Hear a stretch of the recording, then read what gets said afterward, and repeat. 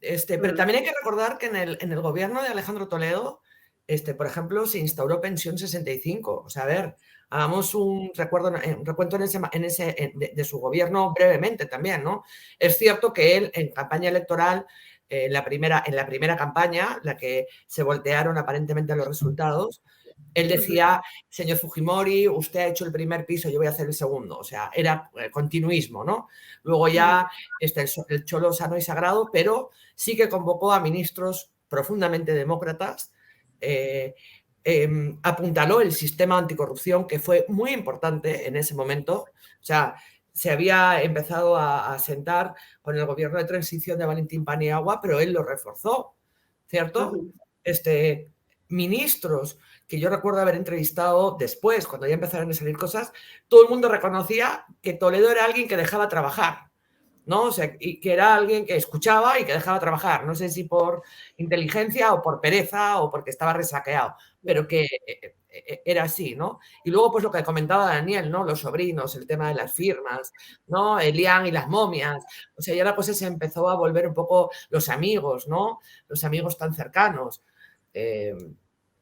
Ya se volvió la cosa medio así, ¿no? Pero en realidad fue alguien que dejó gobernar, ¿no? Que dejaba a sus ministros hacer su trabajo, ¿no? Ahí está Ana Neira ahora con mejor señal, me parece, ¿no? Sí, a ver. ¿Confiemos ahora sí? Ahora sí. Ahora sí, perfecto. Por fin. He intentado todas las vías. Bueno, esa está muy bien. Estamos hablando de un punto que es controversial y es, ¿se puede hacer una valoración del gobierno de Toledo al margen del comportamiento prácticamente corrupto, digamos casi probado corrupto de Toledo? Es decir, ¿podríamos dividir esos dos y hacer una valoración de lo que fueron las obras del gobierno de Toledo sin salpicarlos de la corrupción de Toledo? Yo creo que, digamos, una justa valoración tiene que tomar en cuenta ambos aspectos. Y sí creo, yo coincido con Anuska, lo que decía un ratito que le escuchaba cuando entraba, de que es muy fácil en este momento hacer leña del árbol caído, ¿no?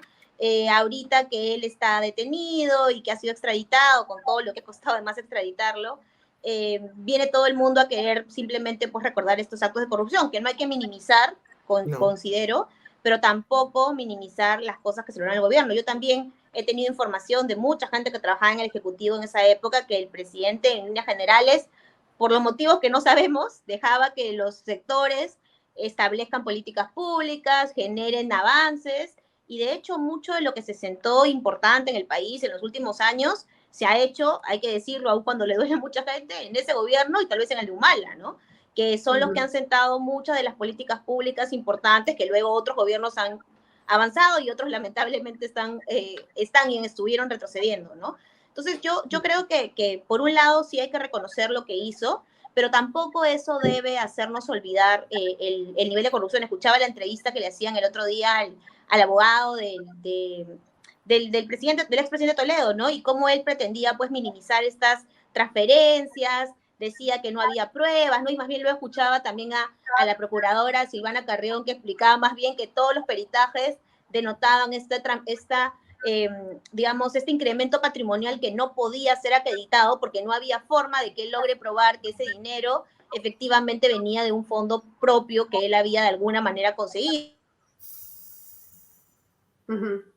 Suegra, Maiman, digamos, no llega a acreditarse que realmente se ha producido en términos legales, ¿no? Entre el otro caso también de Interoceánica, Ecoteva, y bueno, el otro que probablemente termine siendo un tercer caso de Camargo Correa, ¿no? Entonces, creo que lo que toca ahora, obviamente, es juzgarlo. Yo creo que en medio de todo es positivo, negativo en el sentido que, claro, qué terrible que tengamos 3 presidentes detenidos, que hayamos tenido 4 presidentes detenidos, porque Humala también estuvo detenido, pero en medio de todo creo que también manda un mensaje de que quien comete un delito, sea el presidente de la República o sea cualquier persona, llega, aún con demora, llega a ser finalmente detenido y procesado, ¿no? Y bueno, si se determina su responsabilidad, condenado también, ¿no?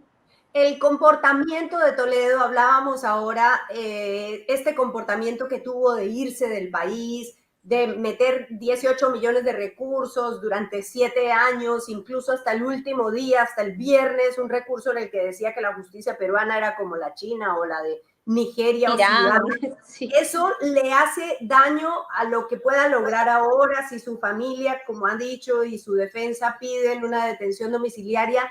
¿Eso abona? ¿Eso lo tiene en cuenta el juez?